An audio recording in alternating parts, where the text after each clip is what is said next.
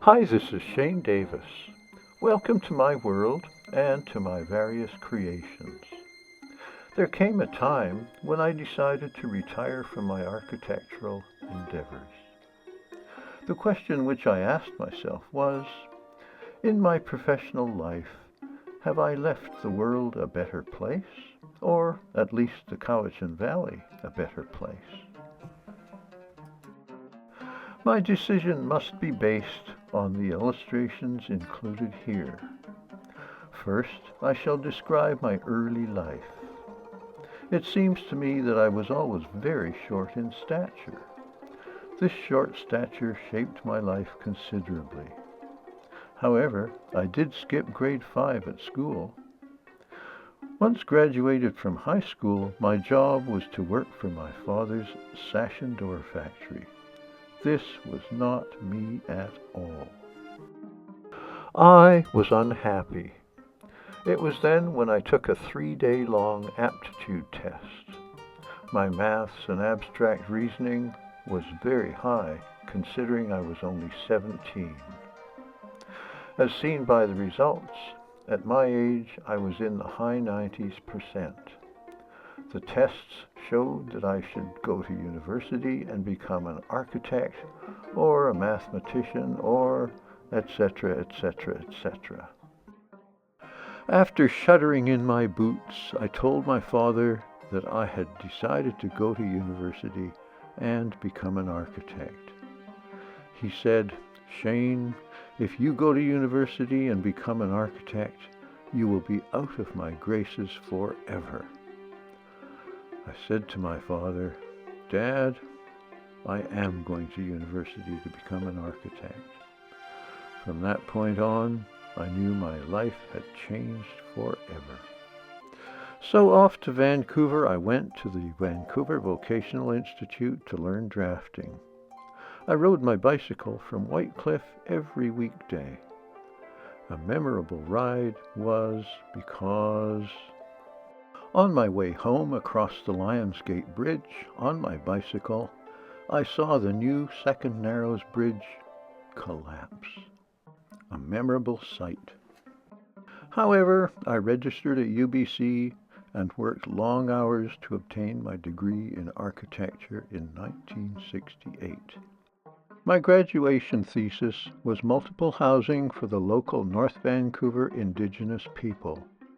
My proposal was a large grouping of prefabricated homes, certainly a forward concept. Now it is being followed quite recently in 2021. After many years of learning at UBC, etc., I was now prepared to work in my profession. With a huge downturn and multiple architects being laid off, I traveled to Europe, Morocco, and Western Asia, visiting 25 different countries in 13 months. One small job was to design distinctive signs for a series of warehouses in North Vancouver. Their design mimicked a packing crate. This design caught the eyes of the local newspaper. Thus, the sign bylaw was changed to suit these signs. During my years at UBC, I designed several other projects, such as this home for a friend in Gibson's Landing. It was in 1969 when I relocated to the Cowichan Valley. Of course, being new to this area, I designed many small fun projects, as well as larger projects.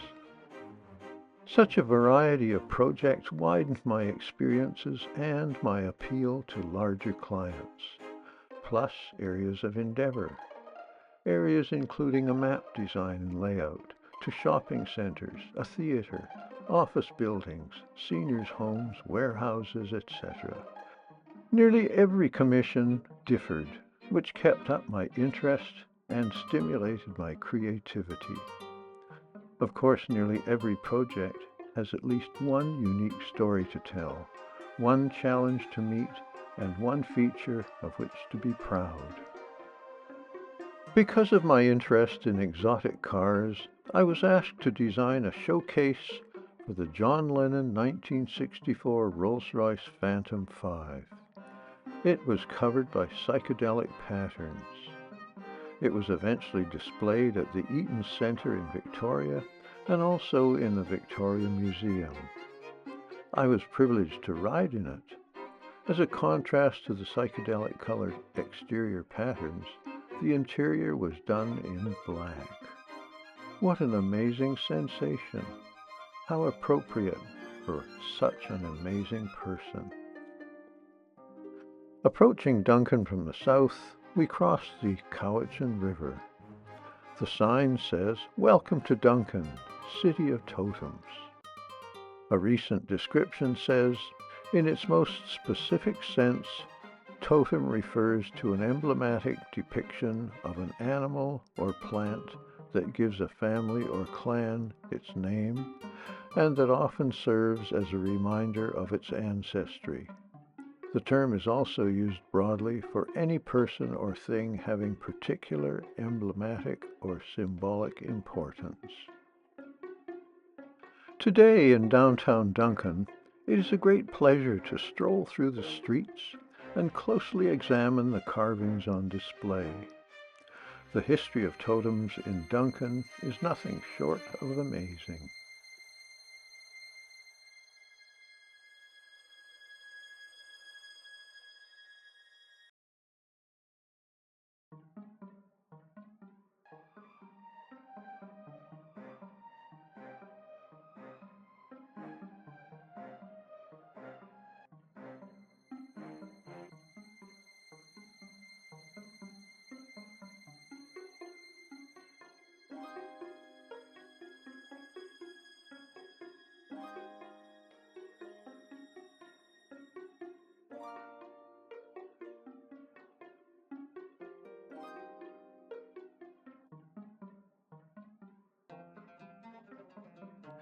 It was in the 1970s when I was asked to design a display for the Maori carvings that came from New Zealand. My longtime friend Colin Heasley explains. Hi Shane, thanks for the photo. Yes, I remember the Maori carvings that were put in that area. From what I recall, the fellow that carved them came from Kaikoui. Kaikoui was a small town about 4 hours drive north of Auckland, and it was Duncan's sister city for many years. I lived in Kaikoui for about 9 or 10 years, which is how I ended up in Duncan, having met the mayor of Duncan at that time, Jack Dobson. And when he was staying with the mayor of Kaikoui was a friend of my parents, and that's how I got to meet the mayor of Duncan. And I arrived in Duncan for a job, and that was the beginning of my story in Duncan. Thanks again for the photo. For me, the best decision I made in my life was to get a degree in architecture, followed by a 13-month travel in Europe, etc. Moving to the Cowichan Valley allowed me to express my creativity and become well known for my capabilities. In 1994, I was surprised to receive an invitation to join Mensa, an invitation not to be taken lightly. However, I was so busy with my work that I did not have time to devote to Mensa. Nevertheless, I did feel a great honor to receive an invitation to join such a revered society. One thing that makes architecture interesting is the wide variety of projects to resolve. This church on a Duncan reservation is a good example. Over its many years of life, the basic structure began to fail. As we can see, many supports were installed on the west side to prevent further failure. My engineer's advice was to put threaded cross ties inside which could be tightened. Steel beams were placed outside at roof gutter level. As the inside cross ties were tightened, the outer walls would be straightened. Once done, further restoration and finishes could follow. The final result was very warmly accepted. Another project of interest was the Duncan train station, since it was no longer utilized as a station. It was to become the Cowichan Valley Museum. Apart from some exterior refinishing, the interior needed changing to suit the needs of a museum, plus provide a space in which to hold regular meetings for the museum members. Here on Kenneth Street is my first commercial building, which I designed and supervised the construction. It is a fairly simple building, designed partially to serve lawyers and other similar occupants. Very early in its construction, I noticed the foundation was not according to plan. A stop work order allowed for correction. The contractor then followed the plans precisely, and I gained notable respect for my supervision. Recent modifications have been made to this building, and, in my humble opinion, have destroyed its original simplicity and its original elegance. Not of my design, but designed in the early mid-20th century. It was first located on Coronation Avenue in Duncan. It was rightfully a show home. Now it is located on Lakes Road, where it can be enjoyed by all. When the office building was being built, the owner of the show home came across Coronation Avenue and complained how ugly this new concrete block building was. It was Bert Nydall who constructed it. When the foundation was nearly ready for the placing of the concrete, I asked Bert how he intended to place the reinforcing rods. He was surprised that the rods were missing, and I was supervising the construction. From that point forward, he was extremely careful. We became good friends. Upon finishing, he announced to me that the building was within 1/8 of an inch being level, corner to corner. He was proud of his construction. Further to that, the owner of the show home came to see Bert Nydall and me. His remarks were that he now admired the new building. Such a compliment. This building was originally built for the accounting firm of Hill & Partners on the upper floor. It has such a great location. The lower floor was occupied by other professionals. When I moved my office into this building, my business doubled overnight.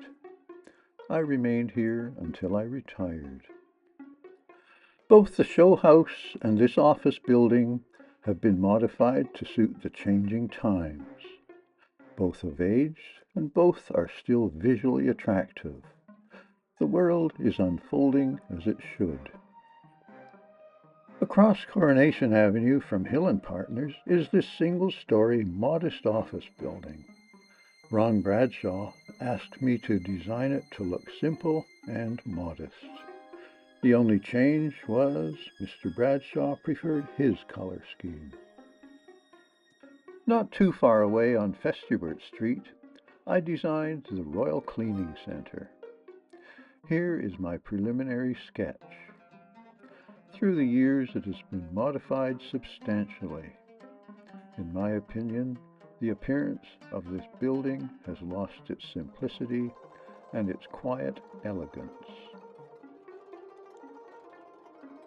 Across Festubert Street, I designed this building for professional offices. The appearance was intended to be residential in order to blend with its neighbors. Here are two single-story buildings meant to market automotive parts as well as industrial parts. They are simple and yet convenient, providing plenty of parking with great access to the roads. It was early on in my profession in Duncan that I began a long relationship with the Whittam family and their buildings. The Whittam building on 64 Station Street was originally built in 1913 as the Duncan Lodge No. 17 for the Independent Order of Oddfellows. It was to house their lodge meetings. The original linked chain logo remains as a reminder of the lodge. Next door to the Whittam building was the Trio Home Furnishings building. Today, the original building stands proudly as if it were brand new. The Trio Home Furnishings building was removed, making room for the Whittam Mall. Times have changed. Construction methods have changed. Uses have changed, and styles have changed. It was a challenge to connect the original Whittam building to the new Whittam Mall with an elevator, since the floor levels were so different.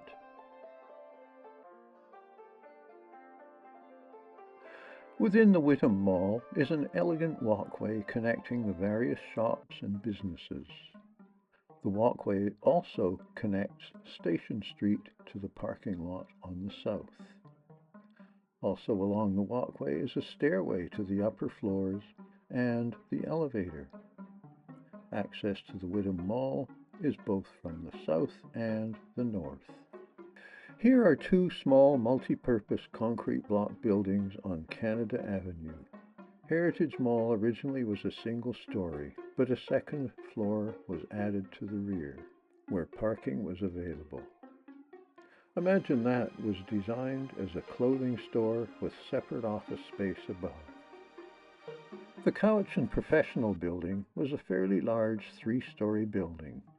It was built into the upward slope of Coronation Avenue. The owner's plan was to have the main floor level with Duncan Street. Access to the second and third floors would be from the slope upwards of Coronation Avenue. Their idea was to avoid the extra cost of an elevator to the second and third floors. However, after many months, a three-story elevator was installed on Duncan Street. Now we take the last train to Mill Bay. Down the Trans-Canada Highway was Mill Bay, as seen from this older photo. Who remembers the Orca killer whale sculpture on the highway next to the service station? It has gone now. It was by chance that I was asked to see Mel Sager, who was building a commercial building in Mill Bay. An interior designer was needed for a tenant in his new mall. That is when I first met Mel Sager. As I walked closer, I could see he was scratching his head trying to build a stairway into the road allowance. I said that I thought he was doing it backwards. After a long pause, he said, "Who are you?" I explained and gave him my business card. Several weeks later, he came into my office and asked me to design a grocery store as building number 2. Building number 2 was completed and named Gibson's Value Wise. David Gibson was a business partner to Mel Sager. Soon after that, the name was changed to Gibson's Thrifty Foods. This change was due to the growing popularity of the Mill Bay Center development. With the rapid expansion of the area, plans were being formulated by Mel Sager. Various retail spaces were proposed. Many uses were planned, such as coffee shops, clothing stores, etc. I prepared sketches and the working drawings. A long 2-story building was also planned, with retail space on the lower story, while above were office spaces and a dental office. I find it amazing that from ideas come drawings, sketches, discussions, working drawings, construction, and finally, the finished product. With a developer like Mel Sager, it is fun working together and sharing ideas and experiences. One notable time was with the BC Liquor Store. Virtually all the Liquor Control Board's regulations were put aside and Mel Sager introduced his own ideas to suit himself. Mel Sager has been a collector seemingly all his life. It was such a pleasant surprise to enter his liquor store and see the overall effect and to examine his collections. It was original, it was attractive, it was unique. When the Liquor Control Board first saw the display, major surprise was expressed. They loved it. In fact, rather than enforce their own strict rules, they changed their regulations to insisting that each new liquor store in BC must be unique.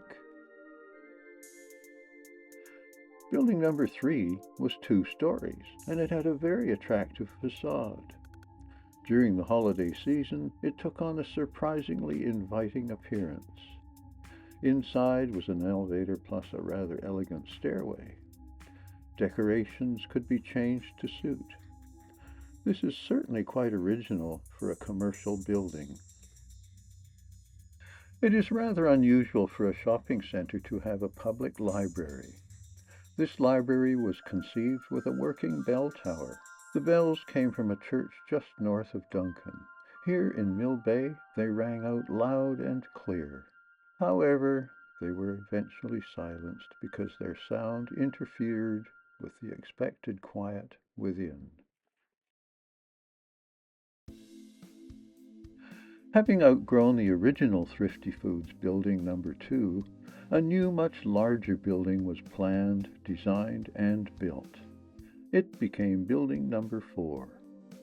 Again, it was quite different, and the appearance of items was one of display rather than just putting items on shelves. It was a pleasant shopping experience. Again, the design of both inside and outside reflected the many people who were connected to the Mill Bay Center. The large Roman arch over the main entry suddenly appeared, but it was quite different to what was specified on the working drawings.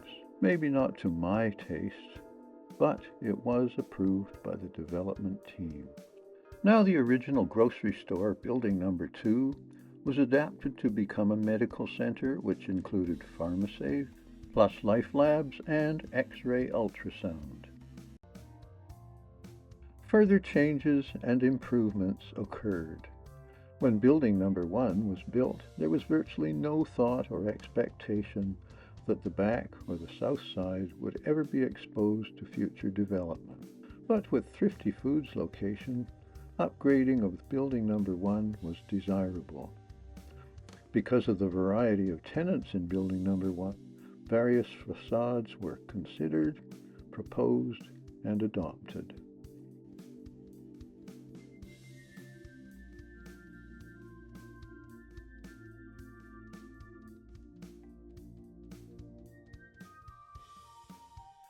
Island Savings was to become building number 5. It had its own character, which blended into the overall design of the earlier Mill Bay Center theme. Parking and access were very convenient. The main access was inviting, and the vaulted ceiling was quite spectacular. Either walking or driving around the building was a revelation. There are plenty of windows around the exterior brick-faced outside walls. The interior vaulted ceiling made its presence known. Farther around the building was the 24-hour drive-through ATM, which I believe was a first for Mill Bay. With the Island Savings building, the Mill Bay Center complex virtually offered a complete service for all shopping and professional needs and experiences. It was extremely satisfying working with the Mill Bay Center principals.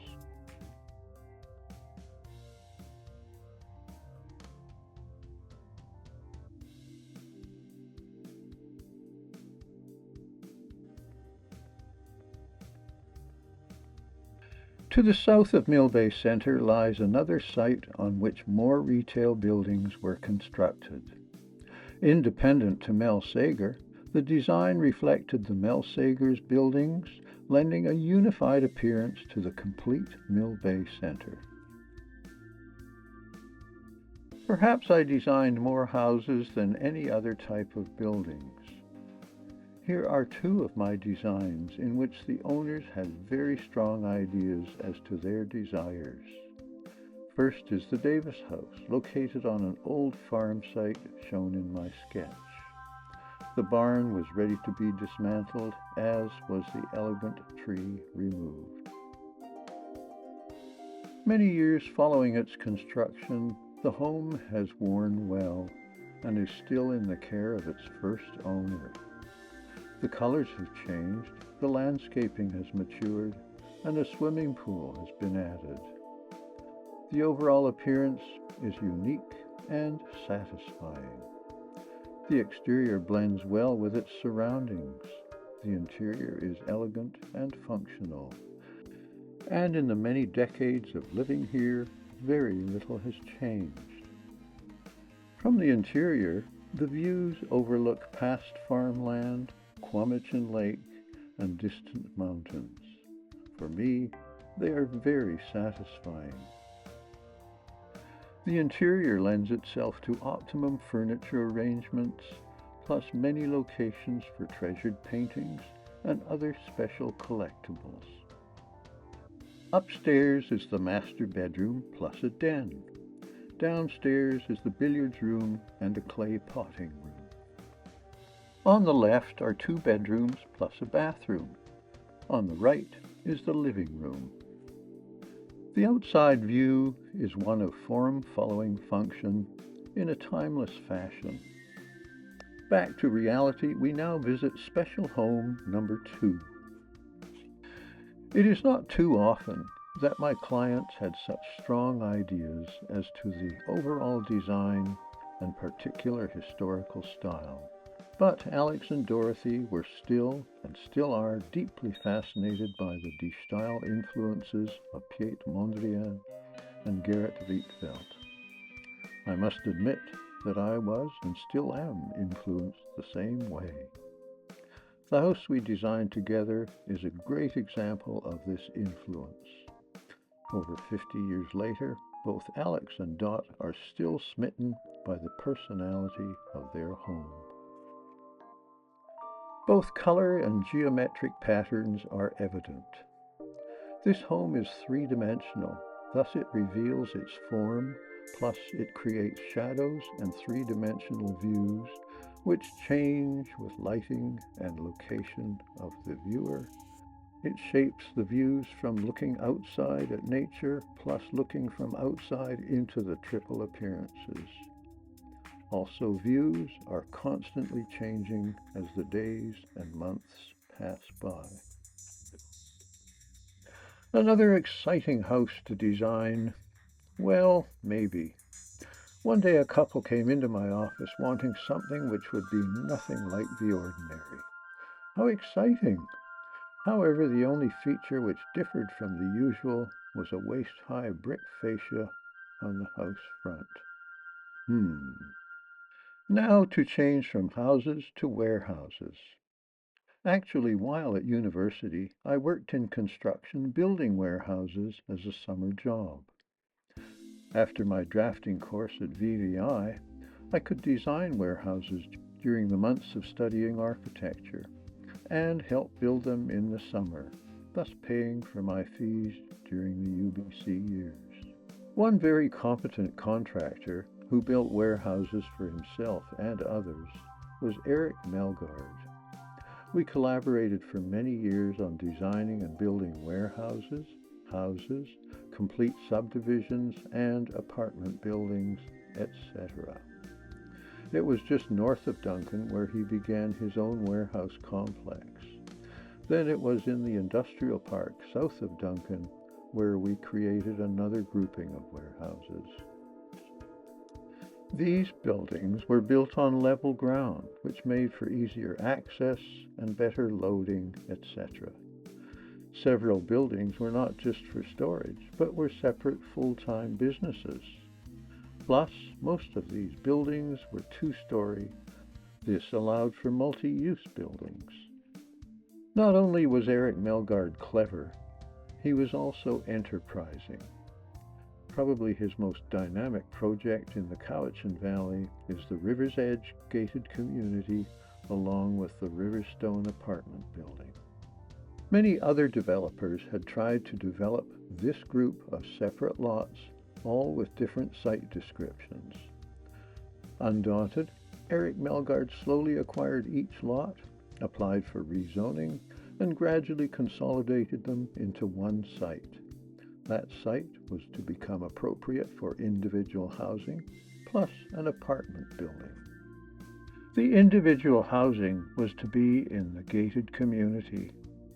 Interesting for me was Eric's foresight.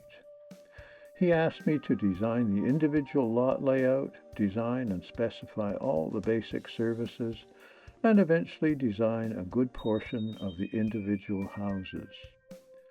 Several house designs were repeated, but I also designed homes for those who needed or desired individuality. The perimeter concrete block wall provided the necessary security. Easy access from the homes was provided into the Cowichan River walkway, into the local housing community, and into the close-by city of Duncan. Following the completion of River's Edge with its nearly 40 homes, Eric Melgard embarked on the building of the Riverstone. The Riverstone was to be the most prestigious address in Duncan. Working together with Eric, we produced plans to suit. When the moneylender saw the plans, he decided that the lower floor units were too big and thought they would not sell. So we made substantial changes in size, layout, and luxury, as well as eliminate many of the exterior features. However, it was the large-sized units that sold first, and the smaller-sized units took much longer to sell. When I was photographing the Riverstone, I met one of the caretakers cleaning up at the front exterior. After asking her how she enjoyed living here, she said, "I love it and never wish to move." She added by saying that all the other tenants felt the same way. With the location close to the city of Duncan, it is easy to walk to the close-by shops or drive. Covered and enclosed car parking is easy and secure. At this point, I must say that working with Eric Melgard through these many years, designing and building houses, warehouses, a gated community, and apartments, etc., was always a pleasure, which we both enjoyed. One of the delights of architecture is the fact that new projects do not always come in at the same time. At one point, I did have 25 jobs to work on at the same time. There was no telling what would next arrive. Through the years, my previous clients would appear wanting another design, etc. Such a client was the Kiwanis Club in Duncan. Their first project was a single-story building, number 770. It was built years before I came to the Cowichan Valley. The Kiwanis, a great group of members, asked me to design and inspect a 3-story building alongside their first single-story building. Bill Burak was the contractor. Bill and his crew were very knowledgeable and careful, so their project always passed inspection from the City Hall as well as the moneylenders. Kiwanis Village number 365 was the second building I designed and inspected. More buildings were built after I retired. I must say that it is very difficult to determine which are my design or ones that followed me, as nearly all details match the earlier designs. The local building inspector was also a member of the Maple Bay Volunteer Fire Department. He asked me to design an addition to their existing fire hall. Part of the addition was to be utilized for displaying an old fire engine. The engine was of historical interest in Maple Bay. For their thanks, they sent me this plaque. It was another fun project. Moving north from Maple Bay is Crofton. Crofton is a small community, but with a big heart. Bert Nidal built a pub which he named the Brass Bell. Bert built the office building in Duncan and established himself as a very competent builder. Also north of Duncan and Crofton is Chemainus. When traveling along the Trans-Canada Highway, we come to an intersection with a traffic light. On the left is the Antique Barn. Art Daw and family designed and built the Antique Barn, but I did the working drawings. Art Daw was instrumental in the growth of Whippletree Junction, which lies on the highway just south of Duncan. Across the highway is another building which I designed. It became a center for all things photographic. Also, it was designed to include a second story, added in the future. However, it is now an office building for the forestry industry. Designing and supervising the Chemainus Theatre was a fairly long and involved process with highs and lows. But upon completion, it became the center of Chemainus. One day I was working in my office when Dan Sawatsky came in and asked me to comment on his preliminary sketches for the Chemainus Theatre, a theatre which owner Ken Smith wished to build. His exterior sketches were great, but the interior concept, shall we say, was unresolved. After several meetings of consulting with all people to be involved, I had produced drawings and finally working drawings and specifications. It then went out to tender. I was asked to supervise the theater's construction.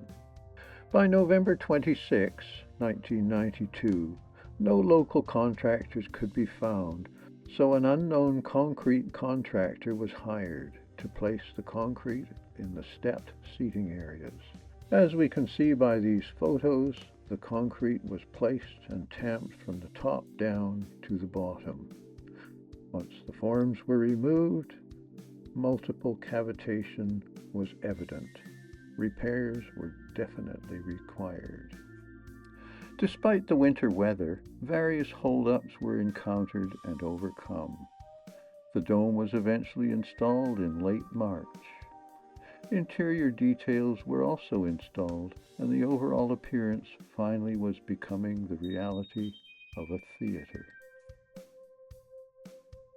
Background music was played by Dwight Siemens to test the acoustics of a dinner theater.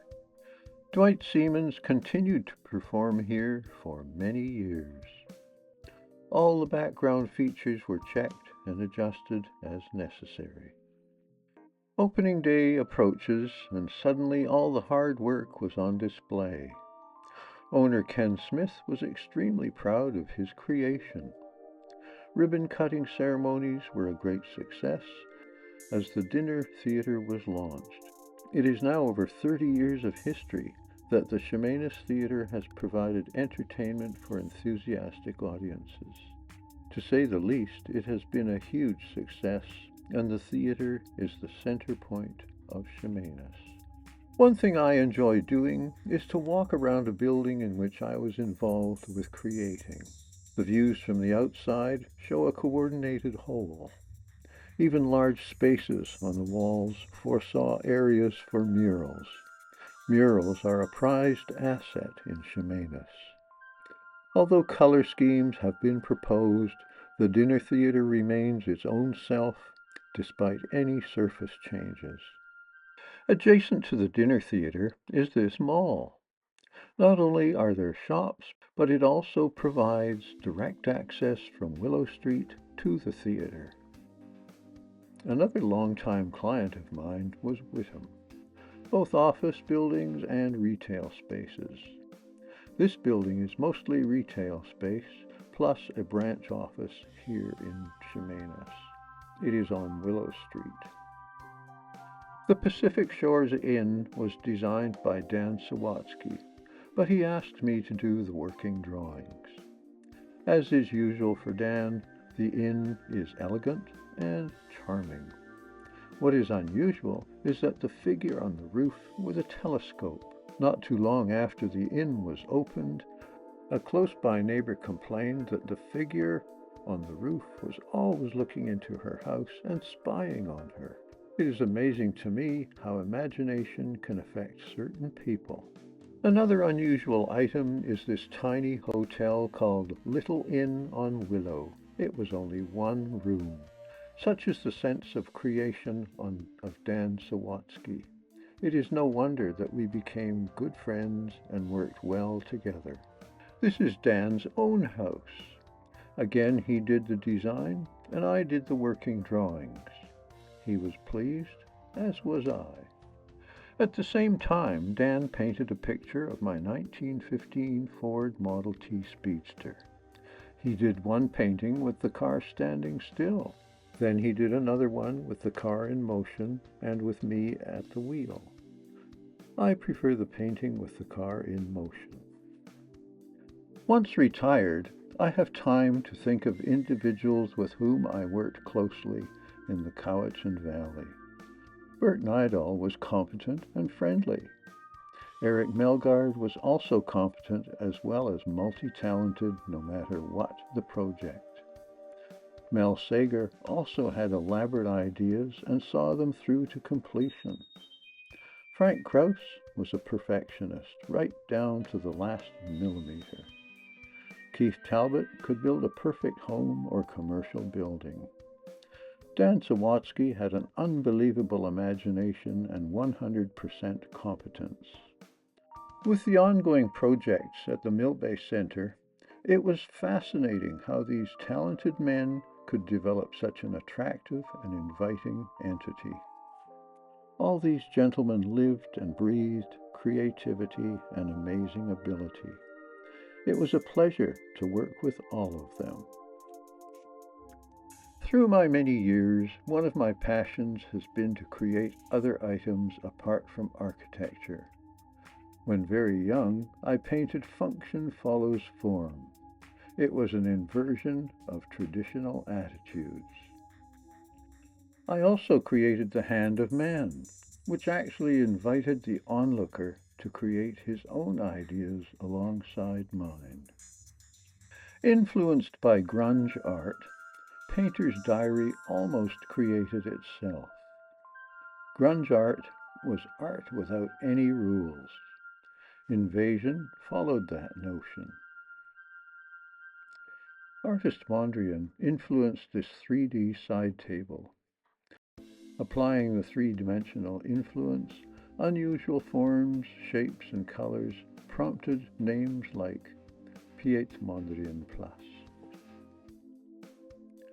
Assemblages like To Design a Tulip almost created themselves as if by accident, but it does embody tools of the trade to create such delicate reality. In the very beginning, contains pieces from the remainders of paint cans as well as found objects created before the presumed beginning. Is now the time to contemplate eternity? Old fighting leaves. Here are two large maple leaves locked in a fond embrace. Does that invoke thoughts of life after death, or just because you believe something, it does not mean it actually exists? This particular creation is awaiting a title. It does beg to display its three dimensions. Note the unknown creatures in the foreground, the midground, and the background. It is still awaiting a name. Dungeness Waltz shows two Dungeness crabs waltzing, caught in a frenzy of love or of hate. You be the judge. It does change from day to day. One of my favorite grunge works is entitled Shadows. There's a plethora of shady objects waiting to be recognized, but then they morph into their own realities. One of my long-time interests is chairs. That interest began when I was about 15 years old. My latest design is trapezium. My reason for making the chair was to have a comfortable seat for enjoying my lunch. To give it style, I chose the geometric shape of trapezium. Each component is a trapezoid. Voids were also trapezoidal. The chair is asymmetrical. A side benefit of the views through the voids can often create other trapezoids. Of course, with the cuttings, I designed a side table, a tray, and a painting. A picture entitled Trapezium Corona. Plus another benefit was the future trapezoid construct. Waste not, want not. If you ever come to visit me, it is hard to ignore my constant interest in cars. My HRG has amazing character. It is the only HRG in Canada. And of course, it should have its own unique chair. My chair design is inspired by the original. Same size, same shape, same angle, same colors, same sensation. Nothing like it in the whole world.